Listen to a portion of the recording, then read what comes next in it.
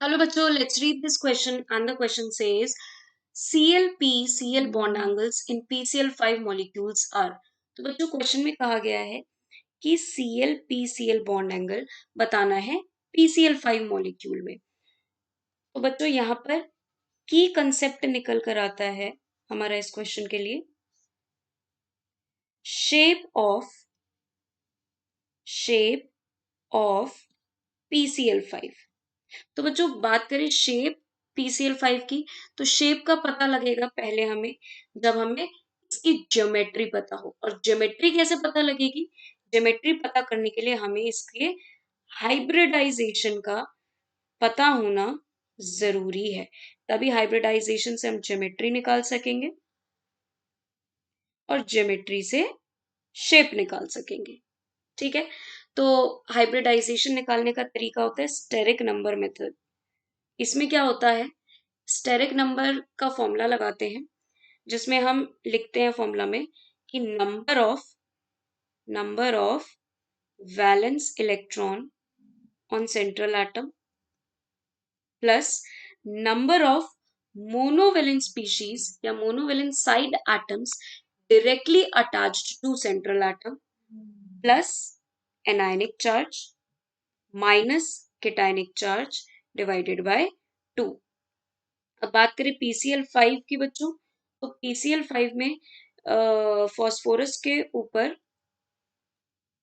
मतलब फॉस्फोरस के पास 5 valence electron होते हैं, तो 5 प्लस क्लोरीन के पास कितने होते हैं, मतलब क्लोरीन कितने हैं यहाँ पे, क्योंकि क्लोरीन जो भी हैलोजेंस है वो सारे मोनोवेलेंट एटम्स होते हैं, तो कितने हैं ये 5 डिवाइडेड बाय 2, तो यानी कि ये आ गया 10 divided by 2, that means 5। Steric number आ गया 5। देखिए बच्चों स्टेरिक नंबर 2 होगा तो हमारा sp हाइब्रिडाइजेशन होता है, स्टेरिक नंबर 3 पे sp2 हाइब्रिडाइजेशन, स्टेरिक नंबर 4 पे sp3 या dsp2 या sp2 डिहाइब्रिडाइजेशन, और स्टेरिक नंबर 5 पे sp3 डिहाइब्रिडाइजेशन। तो इसकी हाइब्रिडाइजेशन क्या आ रही है हमारी sp3d। ठीक है, sp3 डिहाइब्रिडाइजेशन आ रही है। अब इससे ये पता चलता है कि इसकी ज्योमेट्री क्या होगी बच्चों, इसकी ज्योमेट्री होगी ट्राइगोनल बाइपिरामिडल। ट्राइगोनल बाइपिरामिडल मतलब बच्चों इसकी ज्योमेट्री होगी कुछ इस तरीके से। फॉस्फोरस है, यहाँ पर उसी प्लेन में क्लोरीन है, एक अबव द प्लेन क्लोरीन है, ठीक है, ये हमारा ये प्लेन वाले क्लोरीन है तीनों, और एक बिलो दी प्लेन क्लोरीन है। ठीक है, तो यहां पर बच्चों जो ये अबव द प्लेन और बिलो द प्लेन वाले क्लोरीन एटम्स है, इन बॉन्ड्स को बोला जाता है एक्सियल बॉन्ड्स। क्या बोला जाता है बच्चों? एक्सियल। और जो उसी प्लेन में है उन्हें बोला जाता है इक्वेटोरियल बॉन्ड्स। क्या बोला जाता है बच्चों? Equatorial bonds. अब देखिए बच्चों, जो इक्वेटोरियल बॉन्ड्स होते हैं, तो हमसे सीएल पीसीएल का बॉन्ड एंगल पूछा गया है, तो बच्चों सीएल पीसीएल का बॉन्ड एंगल क्या आता है? ये आता है 120 डिग्री।